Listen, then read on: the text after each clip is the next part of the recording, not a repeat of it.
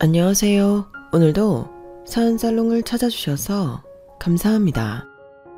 상견례를 앞두고 파혼을 한 여성이에요. 직업에 귀천이 없다는 말 다들 들어보셨죠? 그런데요, 살다 보면 이 말처럼 틀린 말도 없는 것 같더라고요. 제 경험상 무엇보다 귀천을 심하게 따졌던 게 바로 직업이었거든요. 오죽하면 예전에 흥행했던 영화에서 네 아버지 뭐 하시노? 라는 대사가 유행을 했겠어요. 생각해보면 어릴 때 친구 부모님께 인사를 드릴 때면 간단한 호구조사와 함께 부모님이 무슨 일을 하시냐는 질문은 꼭 하셨던 것 같아요. 부모님 직업을 통해 생활 수준을 가늠하느라 그러셨겠죠. 우리 애가 이 애랑 노는 게 득이 될지 아닐지를 판단하려고요. 그러니 직업이라는 건 단순히 먹고 사는 수단이 아니라 그 사람의 배경이 되고 차별의 기준이 되는 셈이에요. 왜 서두부터 직업 얘기를 이렇게 길게 하는지 대충은 감이 잡히시죠? 제가 바로 이놈의 직업 때문에 결혼을 앞두고 파혼을 하게 됐기 때문이에요. 생각하면 할수록 어이가 없고 화가 나서 이렇게 사연을 보내게 되었습니다. 요즘 한창 인기리에 방영 중인 작품 중에 폭삭 속았수다 라는 작품이 있잖아요. 거기 보면 아내밖에 모르는 애처가 남편이 나오는데요. 저는 그 드라마를 볼 때마다 저희 아빠가 떠오르곤 해요. 저희 아빠는 세상 둘째가라면 서러울 애처가시거든요. 사실 저희 아빠가 처음부터 그랬던 건 아니에요. 엄마 말로는 아빠는 연애 시절에도 그렇고 결혼한 이후에도 그렇고 경상도 특유의 무뚝뚝한 남자였대요. 그래서 연애를 할 때 이 사람이 진짜 나를 좋아하기는 하나? 라는 의구심이 들기도 했다더라고요. 일단 표현을 너무 안 하셨거든요.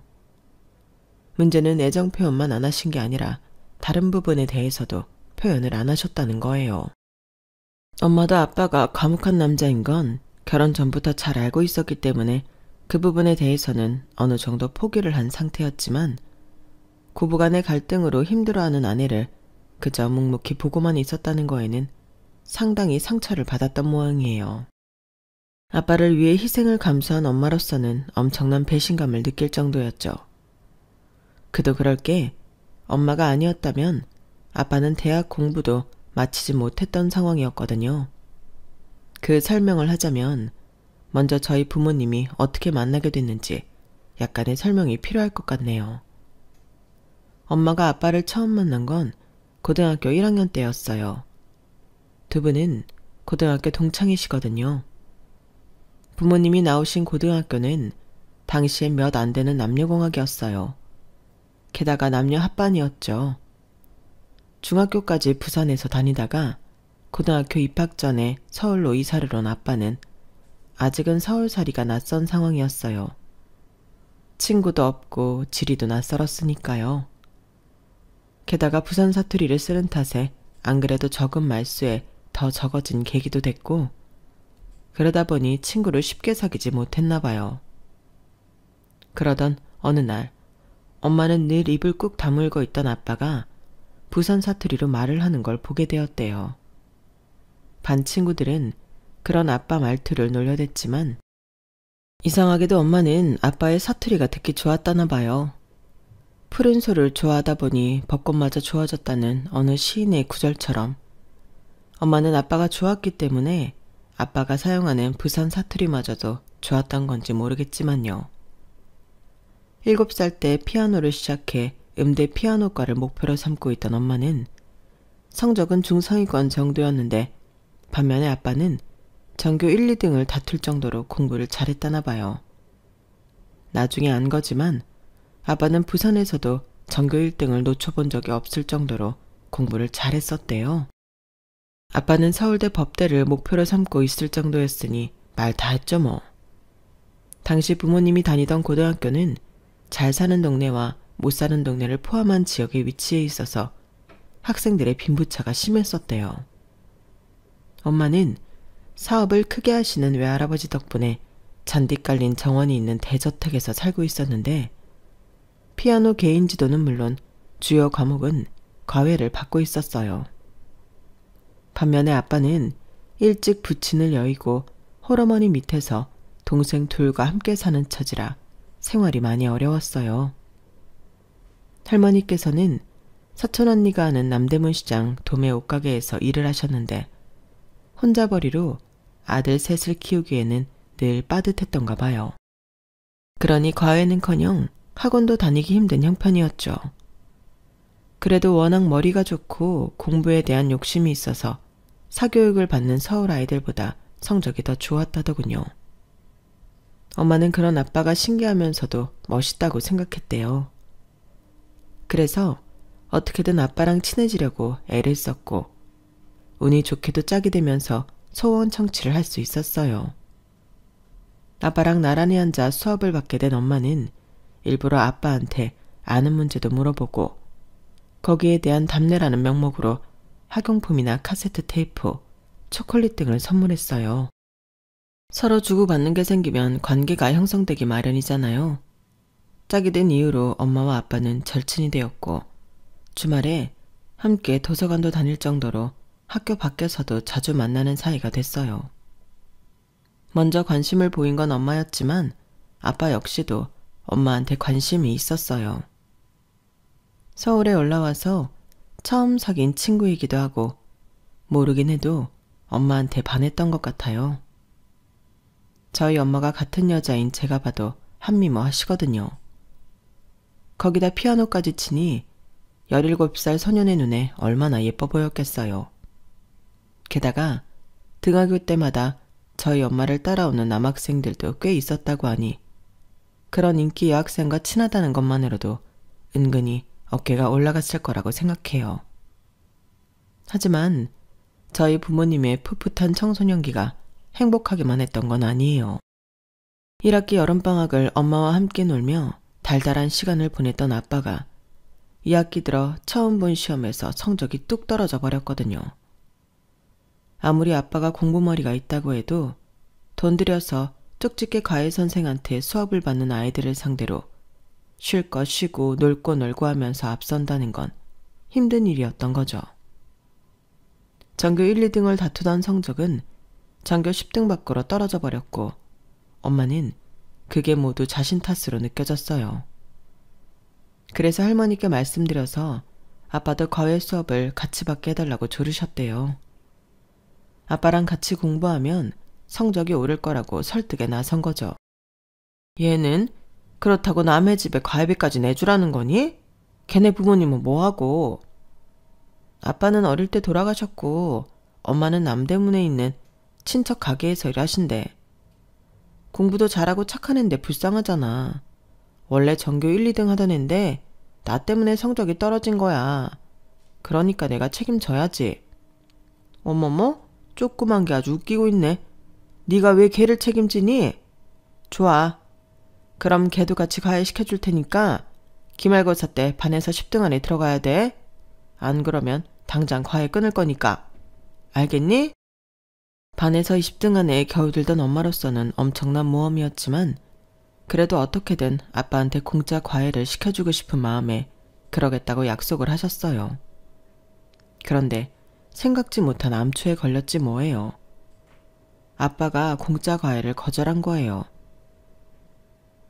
내 과외비를 와 네 부모님이 내주시는데 됐다 치아라. 성훈아 그러지 말고 그냥 하자. 솔직히 너 나 때문에 성적 떨어진 거잖아.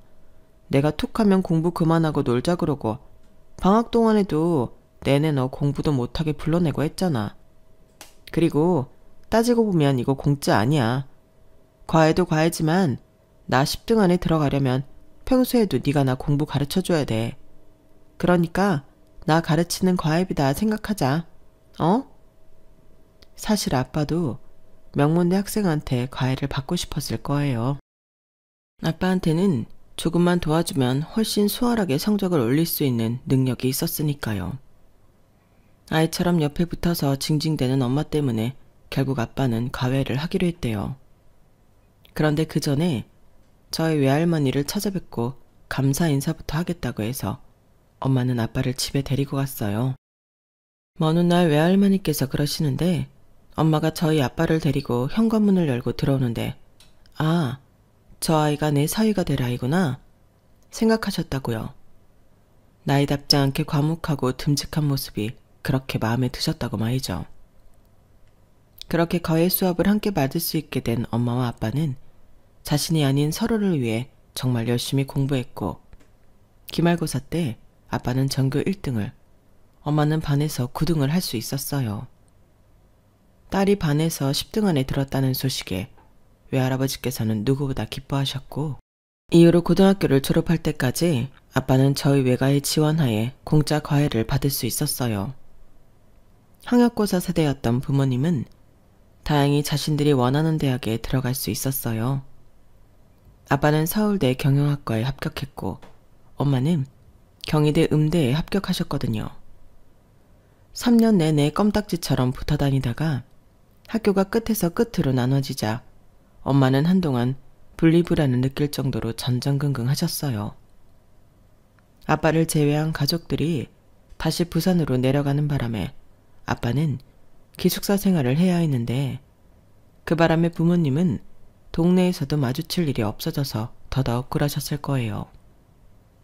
학비와 용돈까지 벌어가며 대학 생활을 해야 했던 아빠는 평일 주말 할 거 없이 과외를 하러 다녔는데, 그래서 엄마와 만날 수 있는 시간이 제한적이었어요.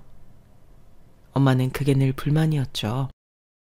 고등학교 2학년 말부터 몰래 사귀어오던 나름 연인이었는데 얼굴 볼 시간도 없으니 화가 날 만도 했죠. 엄마한테 손아래 형제나 자매라도 있었더라면 아빠를 과외 선생으로 불러들일 수 있었겠지만, 안타깝게도 엄마는 외동딸이었어요.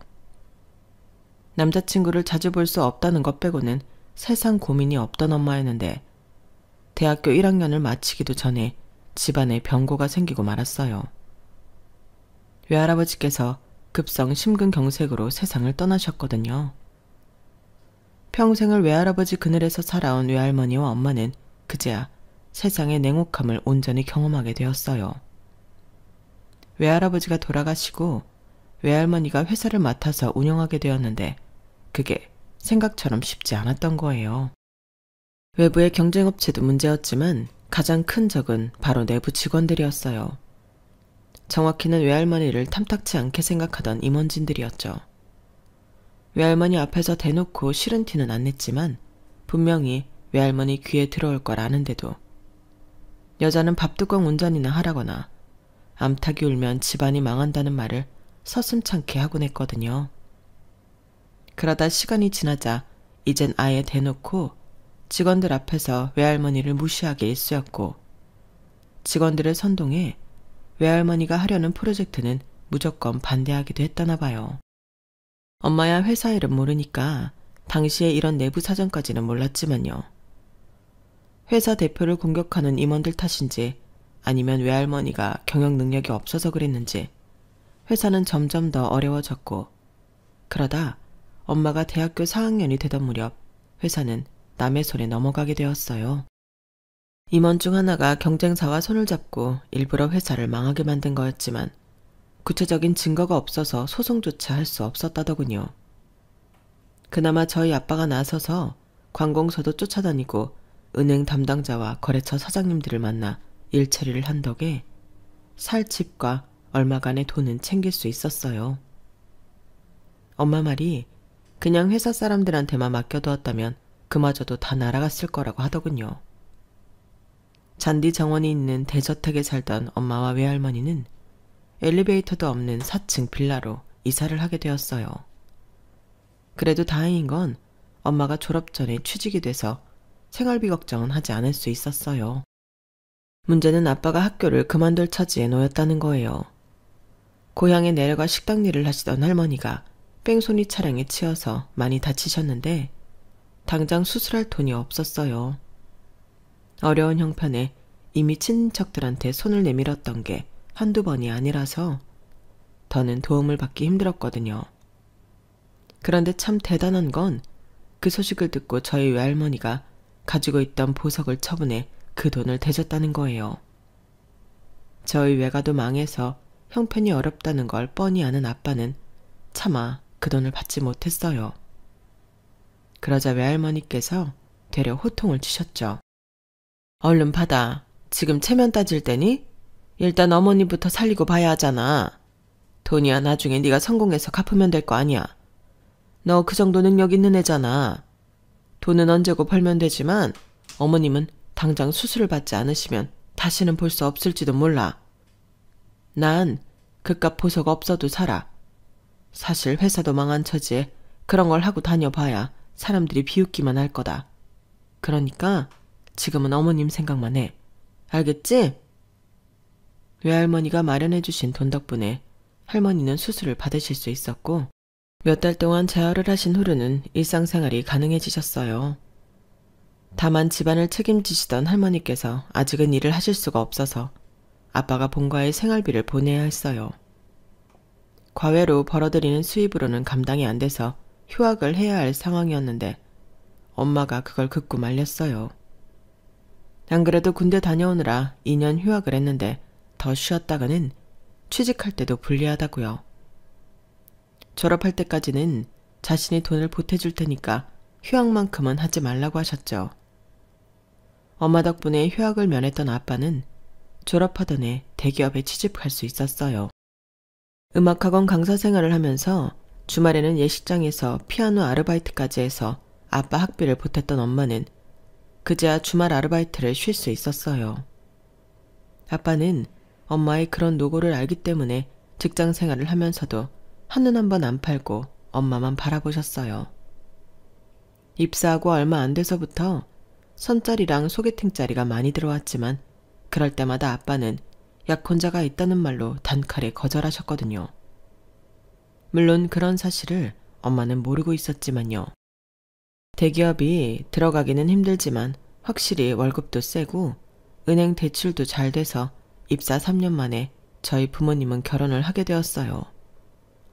고등학생 시절부터 힘든 시기를 함께 넘겨온 터라 두 분께는 결혼이 당연한 결과였지만 친할머니한테는 그렇지 않았던 모양이에요. 대기업에 다니는 아들이 집도 망한 피아노 선생이랑 결혼한다고 하니까 왠지 손해를 보는 기분이었던 거죠. 하루가 멀다 하고 아빠한테 전화해 선짜리를 들이밀고 매번 아빠가 거절하자 저희 엄마랑 헤어지라고 닥달을 하셨어요. 하지만 뚝심 하나로 살아온 아빠는 꿈쩍도 않으셨고 결국엔 아빠가 원하는 대로 저희 엄마랑 결혼을 하게 되었어요. 그런데 더 충격적인 건 그 다음이었어요. 아빠가 저희 외할머니를 모시고 살겠다고 폭탄 선언을 하셨거든요. 그 말에 엄마랑 외할머니는 고마우면서도 친할머니 눈치가 보여서 마냥 좋아할 수만은 없었어요. 그런데 신기하게도 처가살이를 누구보다 반대할 법한 친할머니가 그 문제에 대해 아무 말씀도 않으셨어요. 아빠가 무슨 말로 허락을 받았는지는 모르겠지만요. 하지만 허락을 했다고 해서 마음까지 비운 건 아니었던가 봐요. 할머니는 친정 엄마까지 끼고 사는 저희 엄마가 미웠는지 엄청 구박을 하셨거든요. 심지어 저희 외할머니가 계시는 앞에서도 서슴찮고 욕설을 퍼붓고 무시하게 일쑤였어요. 우리 아들이 전생에 무슨 죄를 지어서 그 좋은 혼처다 마다하고 너를 만나 이 고생인지 모르겠다. 성공할 사람을 놔줄 줄도 알아야지 어떻게 네 욕심만 차리자고 내 아들 인생을 시궁창에 처박니? 서울대까지 나온 애를 뒷바라지 해줄 체력도 없으면서 왜 내 아들 인생 발목을 잡냐고? 게다가 처가살이까지 하게 만들고 너라는 애는 양심도 없니? 아니 얘는 철이 없어 그렇다 치더라도 사부인은 사람이 어떻게 그럴 수가 있습니까? 자기 자식 귀한 거 알면 남의 자식 귀한 것도 알아야지 어떻게 엄마인 나도 내 자식 힘들까봐 연락도 자주 않고 숨죽이고 사는데 사부인이 내 아들을 머슴 부리듯 하냐고요. 내가 이런 꼴 보려고 그 고생해가며 자식 키웠는 줄 압니까? 뒷골이야. 암튼 하루속히 애들 집에서 나가주세요. 내 아들 인생 손에 쥐고 흔들지 말라고요. 그리고 너 오늘 일 성훈이한테 입도 뻥끗 마. 그랬다가 니들 그날로 이혼하게 만들 테니까 알았어? 외할머니 집에 우리 부모님이 들어와 살고 있다는 거 뻔히 알면서도 툭하면 저희 외할머니 보고 집을 나가라고 윽박질렀어요. 처음엔 엄마가 나서서 대들기도 했던 모양인데 그럴 때마다 힘들어지는 건 외할머니여서 이후부터는 친할머니의 궤변과 독설을 한 귀로 듣고 흘리게 되었다고 하더군요. 순간만 모면하면 한동안은 잠잠했으니까요. 엄마가 그 시절을 버틸 수 있었던 건 어쩌면 외할머니가 곁에 있었기 때문인지도 모르겠네요. 제가 중학교 3학년 때 외할머니가 돌아가셨는데 그때부터 엄마는 조금씩 무너지기 시작했거든요. 그런데도 친할머니는 여전히 저희 엄마를 몰아세우셨어요. 연세가 들어서 전보다 독설이 잦아진 친할머니였지만 여전히 저희 엄마만 보면 못 잡아먹어서 으르렁거리고 거기다 돈 있는 집 딸인 작은엄마와 비교까지 하면서 엄마 가슴에 상처를 입히곤 하셨거든요. 그동안은 외할머니한테 하소연도 하고 의지하면서 버텨왔던 엄마는 더 이상 속을 터놓을 사람이 없어지자 고스란히 마음의 병으로 쌓이게 되었어요. 그러다 골마 터진 상처가 한순간에 터져버리면서 집안에 큰 난리가 나고 만 거예요. 친할머니가 명절에 작은엄마 앞에서 저희 외가 흉을 보셨는데 그걸 들은 엄마가 평소와 달리 엄청 화를 내버린 거였죠. 20년 가까이 가슴에 꾹꾹 누르고 있던 울분이 터지자 쉽게 멈추지 않았어요. 엄마의 그런 모습을 처음 보는 친할머니와 작은아빠 내외는 꽤나 놀라는 눈치더라고요. 하지만 그런다고 참고만 있을 친할머니가 아니었어요. 이게 드디어 미쳐 날뛴다며 저희 엄마 머리채까지 잡으러 드셨거든요. 그런데 그때였어요. 늘 입국 다물고 애써 외면해오던 아빠가 저희 엄마 머리채를 잡으려는 친할머니 손을 턱 막아선 거죠. 그리고는 무서운 얼굴로 말했어요. 지금 뭐 하시는 겁니까? 그 손으로 이 사람 머리채라도 잡으려 그러십니까? 도대체 언제까지 이 사람을 못 잡아먹어서 그러신 거냐고요? 너야말로 지금 뭐 하는 짓이냐? 애미한테 대드는 거냐? 아니, 너도 봤잖니? 네 처가 미쳐 날뛰는 거 네 눈으로 똑똑히 보지 않았냐고. 지렁이도 밟으면 꿀틀된다고 했습니다. 어머니가 이 사람 몰아세우지 않았으면 이런 일도 없었을 거라고요. 그동안 제가 몰라서 가만히 있었는 줄 아십니까? 내가 나서면 어머니가 이 사람을 더 힘들게 하니까 그래서 입 다물고 귀 닫고 산 거였다고요. 그런데 그러지 말아야 했습니다. 이 사람이 마음의 병이 생길 정도로 힘들 줄은 몰랐으니까요. 그래서 더는 안 되겠습니다. 이러다간 어머니 때문에 내 아내가 먼저 죽게 생겼으니까요. 저요, 지금까지 어머니가 할 만큼 했습니다. 그래서 지금부터는 내 아내 위에 살 생각입니다. 어머니도 아실 겁니다. 저 고등학생 때부터 대학 졸업할 때까지 누구 덕에 살아왔는지를요. 내 장인 장모 아니었으면 저 서울대 못 들어갔을 겁니다.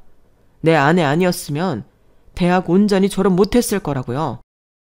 17살 이후부터 저를 키워준 건 어머니가 아니라 바로 이 사람, 내 아내였단 말입니다. 그러니까 앞으로 남은 인생은 온전히 내 아내만을 위해 살 생각이니까 그렇게 아세요. 어머니한테는 마음에 쏙 드는 둘째 며느리 있지 않습니까? 그러니 더는 성에 안 차는 맏며느리 괴롭히지 마시고 작은 아들 내외랑 마음 맞춰가며 사세요. 저는 내 가족 챙기고 살 테니까요. 여보, 옷 입어. 집에 가자. 희정이도 얼른 준비해라. 그날 아빠는 본가와 연을 끊었어요. 엄마가 고부간의 갈등으로 인해 정신과 약까지 먹고 있다는 사실을 알게 된 아빠는 처음부터 그럴 작정이었더라고요. 그리고 집으로 돌아오는 차 안에서 아빠가 그러셨어요. 희정이 대학 졸업하면 우리 공기 좋고 물 좋은 곳에 가서 살자. 따뜻한 제주도로 가도 좋고 가서 당신이랑 나 둘이서만 살아보자. 우리 이날이 때까지 둘이서 살아본 적이 없잖아. 그 말에 엄마는 눈물이 그렁한 얼굴로 그럼 우리 희정이는 어쩌고? 희정이야 직장도 다녀야 하고 어련히 직장 찾아서 살지 않겠어?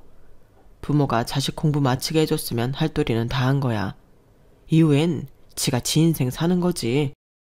그러니까 당신은 자식 걱정 그만하고 앞으로 우리 둘이 어떻게 살 건지 그 생각만 해. 나는 당신이 하자는 대로 하고 살 테니까. 아빠는 그날 했던 약속대로 제가 대학을 졸업하고 취직이 결정되자마자 기다렸다는 듯이 퇴사를 하고는 엄마를 데리고 지방 도시로 떠나셨어요.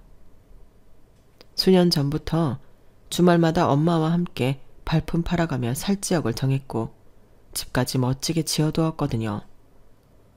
엄마가 남의 눈치 안 보고 실컷 피아노 칠 수 있도록 피아노를 놓은 방에는 방음 설치까지 다 해두었고 정원에는 엄마가 좋아하는 장미며 다양한 허브 식물들을 잔뜩 심어서 마치 프로방스 지방에 온 기분이 들 정도로 멋지게 꾸며놓았더라고요.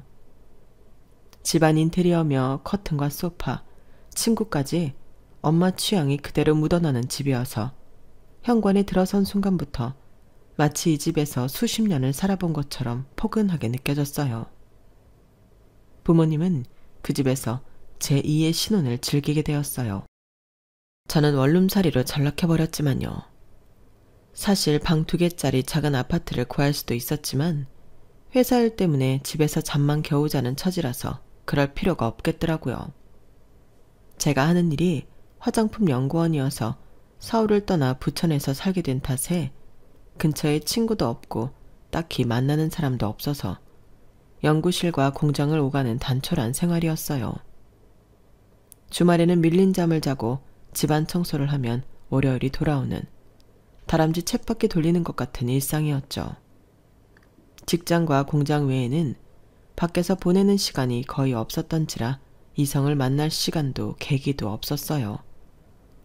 그러다 생각지도 못한 순간에 마음에 드는 남자를 만나게 된 거예요.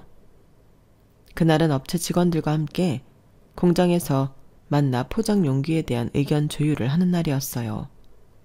그런데 약속 시간이 1시간 지났는데도 업체 사람들이 나타나지 않지 뭐예요. 꼼짝없이 금요일에 연장 근무를 하게 될 판이었어요. 문제는 저와 함께 업체 사람들을 만나기로 한 선임 연구원이 아이 때문에 집에 가봐야 한다는 거였어요.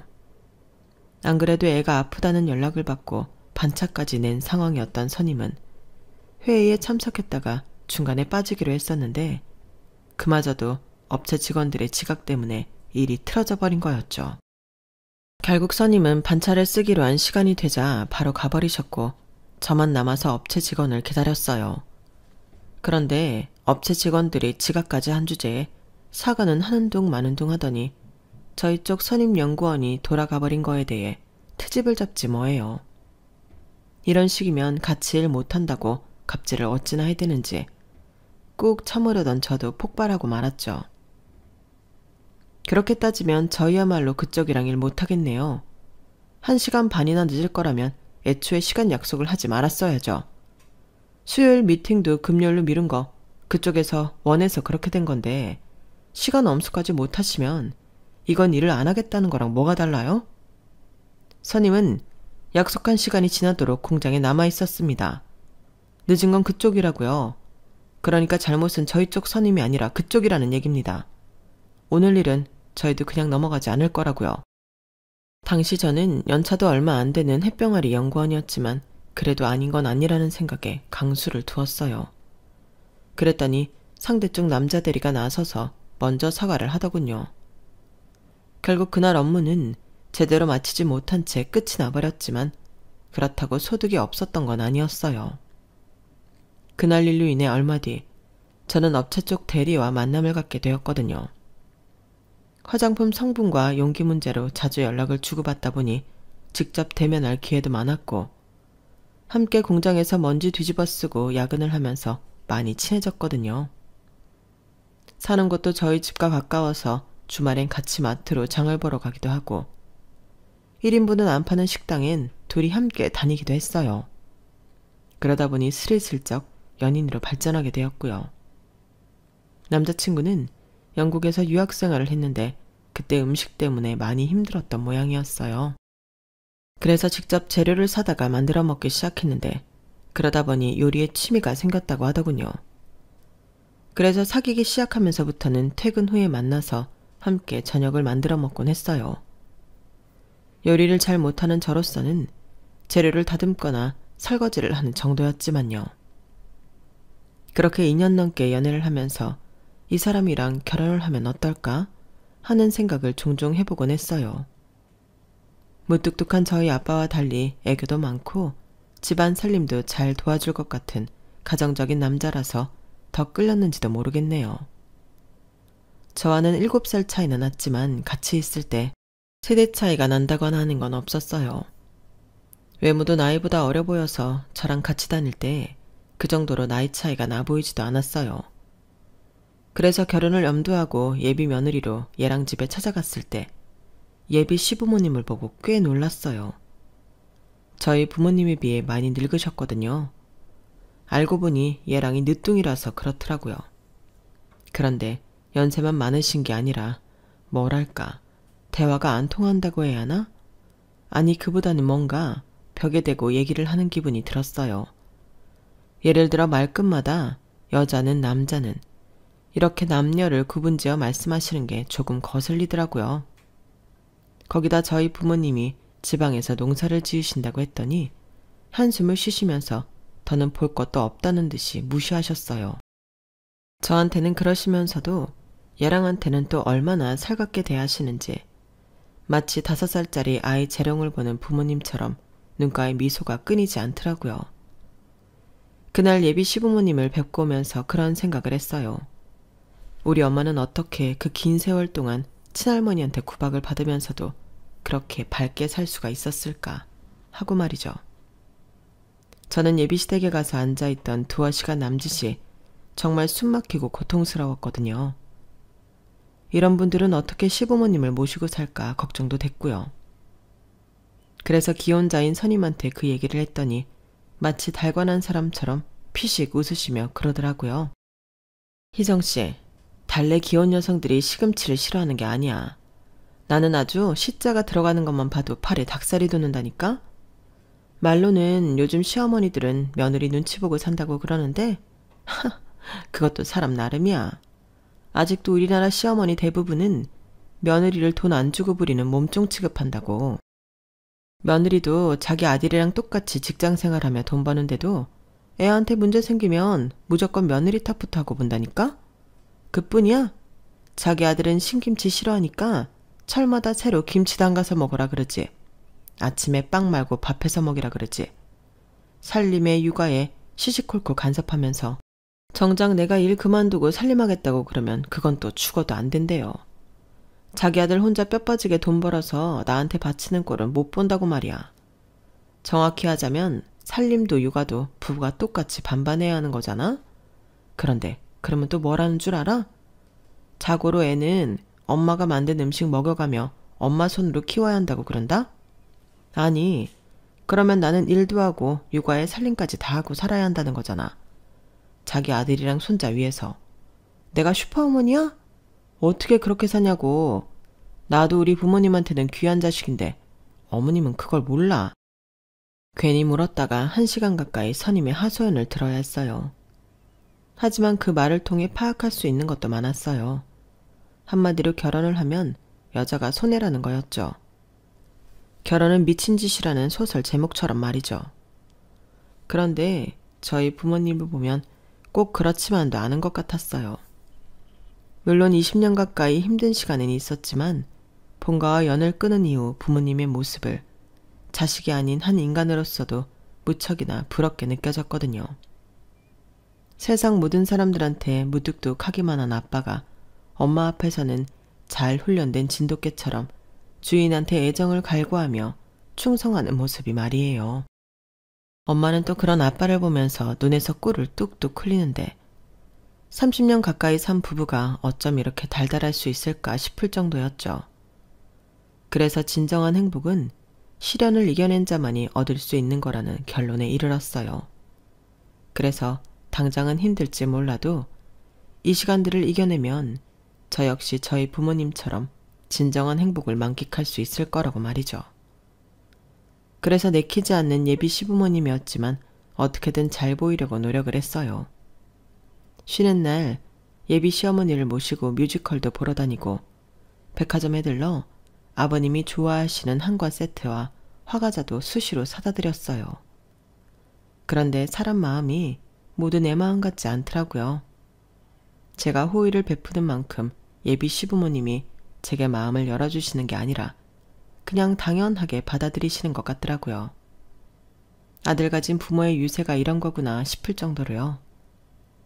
이런 대접을 받으면서도 제가 이 결혼에 대해 미련을 버리지 못했던 건 얘랑이 저만큼이나 제 부모님을 잘 챙겼기 때문이었어요.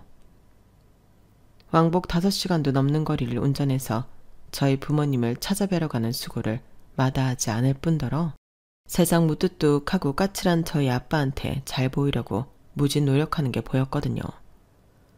거기다 수시로 저희 엄마한테 어울릴 것 같아서 샀다며 헤어핀부터 스카프, 향수에 립스틱까지 선물을 사들고 오는 모습도 참 예뻐 보였어요. 그래서 나도 엄마처럼 남편 하나 믿고 참아보자 결심했죠. 그런데 딴 건 참아도 내 부모를 건드리는 건 도저히 못 참겠더라고요.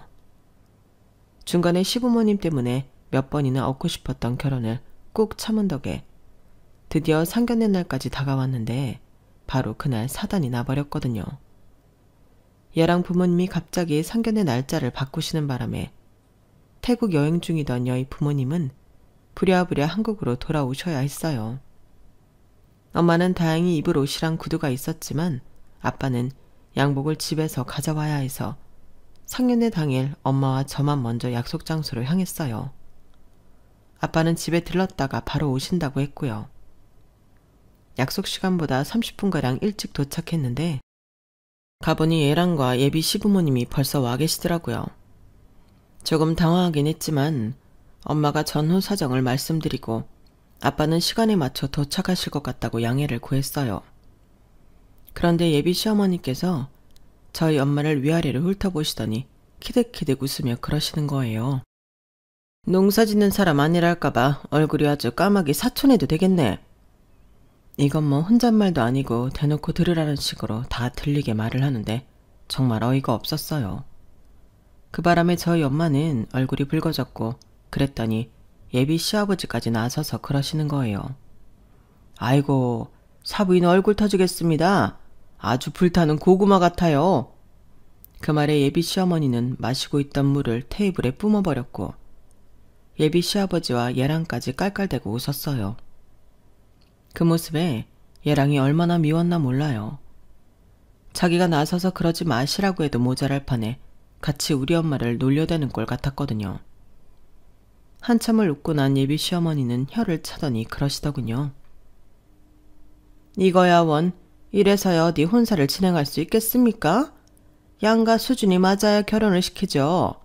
내 아들이 어떤 아들인데 시골에서 농사나 짓는 집 딸내미랑 짝을 지어줘야 하다니 이거 우리가 너무 손해 아닌가요? 이래 봬도 우리 집 양반이 대기업 출신인데 창피해서 어디 남한테 며느리 소개나 할 수 있겠냐고요. 우리 기석이가 고집을 부려서 이 자리까지 나오긴 했지만 솔직히 나는요 되게 딸이 탐탁치 않아요. 옛날에야 며느리는 없는 집 여자를 데려오라고 했지만 요즘은 그게 어디 그런가요? 할 수만 있다면 처가 덕 보고 사는 게 좋은 거 아니겠냐고요. 그런데 농사꾼 딸내미를 집에 들여서 우리가 얻는 게 뭐 있겠습니까? 내 아들한테 뭔 이득이 있겠냐고요. 물론 그쪽이야 우리처럼 있는 집이랑 사돈 맺는 게 소원일 테니 쌍수 들고 환영일 테지만 말이에요. 아. 그런데 그 말이 끝나기도 전에 아빠가 룸 문을 열고 들어오셨어요. 대기업 임원으로 일하시던 그때 모습 그대로 멋진 양복 차림으로 말이죠. 다른 게 있다면 엄마처럼 피부가 많이 탔다는 정도였어요. 아빠는 이미 문 밖에서 예비 시어머니 얘기를 다 듣고 오셨는지 표정이 좋지 않았어요. 그래도 애써 예의를 차리려고 정중하게 인사부터 하셨죠. 늦어서 죄송합니다. 상견례 날짜가 바뀌었다는 연락을 받고 급하게 귀국하느라 늦었습니다. 이럴 줄 모르고 동남아 땡볕 아래서 골프 쳤더니 태닝이 좀 과하게 됐지 뭡니까? 양해 부탁드립니다. 그런데 혹시 땡땡화학 이전무님 아니십니까? 저 기억하시겠어요? 땡땡건설 장성훈입니다. 아빠가 신분을 밝히자 예비 시아버지는 눈알이 빠질 것처럼 커졌어요. 그리고는 벌떡 일어나 꾸벅 인사를 하시더군요. 아이고, 땡땡건설 장 이사님이 그럼 희정이 아버님이셨습니까? 희정이 말로는 지방에서 농사를 지으신다고? 네, 회사를 나와서 현재는 유기농 채소 유통업체를 운영하고 있습니다. 농사도 짓고 있고요. 그런데 이 전무님은 퇴사하신 지 꽤 되신 걸로 아는데 무슨 일을 하는지 여쭤봐도 될까요? 뭐, 저야 뭐 불러주는 데도 없고 고양이나 키우면서 지내고 있습니다. 예비 시아버지는 얼굴을 붉히며 말을 얼버무렸어요. 그러자 이런 상황이 내키지 않았던 예비 시어머니가 저분이 뭔데 당신이 나이도 어린 사돈 앞에서 설설 키냐고 기분 나쁜 티를 대며 말씀하셨고 아버님이 인상을 팍 쓰며 그러셨어요. 이 사람이 기억 안 나? 내가 누명수급 회사에서 쫓겨날 뻔했을 때 도와주신 땡땡건설 이사님. 이분 아니었으면 나 누명까지 쓰고 소송까지 당했을 거라고. 나보다 아래 연배지만 그래도 우리한테는 은인이니 깍듯하게 굴어. 아빠의 등장으로 상견례 분위기는 순식간에 바뀌었지만 그렇다고 이미 마음에 입은 상처가 온전히 사라진 건 아니었어요. 아빠는 점잖지만 단호하게 이 결혼은 없던 일로 하자는 뜻을 밝히셨고 예랑 측은 어떻게든 혼사를 진행시키려고 납작 엎드렸어요. 그러자 초면에 예비 시어머니한테 무언을 당했던 엄마가 말을 꺼내셨어요. 아까 그러셨죠? 양가 수준이 맞아야 결혼을 시키지 않겠냐고요. 네, 맞습니다. 저도 그 말씀에 동의합니다. 그런데 기석이 어머님, 집안의 수준은 사는 형편으로 가늠하는 게 아닙니다. 그 집 사람들의 행동과 말에서 이미 결정되는 거니까요. 그런 의미에서 저희도 그쪽 집안과는 사돈이 되고 싶지 않습니다. 기석이 어머님한테 기석이가 귀한 자식이듯 저희 부부한테도 우리 희정이는 아주 귀한 자식이거든요. 그래서 사람을 함부로 대하는 집에는 절대 보내고 싶지 않아요. 그럼 더 시간 낭비할 거 없이 먼저 일어나겠습니다. 얼른 가서 밭에 걸음을 줘야 하거든요. 엄마는 말을 마치자마자 자리에서 일어나셨고 아빠와 저도 뒤따라 룸을 나섰어요. 예랑은 머마려운 강아지처럼 저를 졸졸 따라오며 한 번만 더 기회를 달라고 징징거렸지만 이미 마음이 뜬 저는 그러고 싶지 않았어요. 그렇게 제 결혼은 상견례 자리에서 파투가 나고 말았어요. 사는 곳과 직업으로 사람을 판단했던 예랑의 부모님이 자식 결혼이 파투가 났다고 해서 자신들의 성향이 가치관이 바뀌거나 하지는 않을 거예요. 그저 혼사를 깬 저희 집을 원망하실 뿐이겠죠. 이번 일을 계기로 저는 참고 버티는 것도 그럴 만한 가치가 있는 사람들한테나 해야 한다는 걸 배울 수 있었어요. 비록 2년간의 연애는 파혼이라는 결말을 맞았지만 그래도 앞으로 살아갈 제 인생이 진흙탕에 빠지지 않은 걸 감사해야겠죠? 지금까지 제 사연을 들어주셔서 감사합니다. 들어주신 분들 모두 소중한 인연들과 행복하시고 건강하세요. 여러분, 사연 댓글에 응원과 현명한 조언 부탁드려요. 좋아요와 구독은 저에게 큰 힘이 됩니다. 오늘도 좋은 일 가득하세요.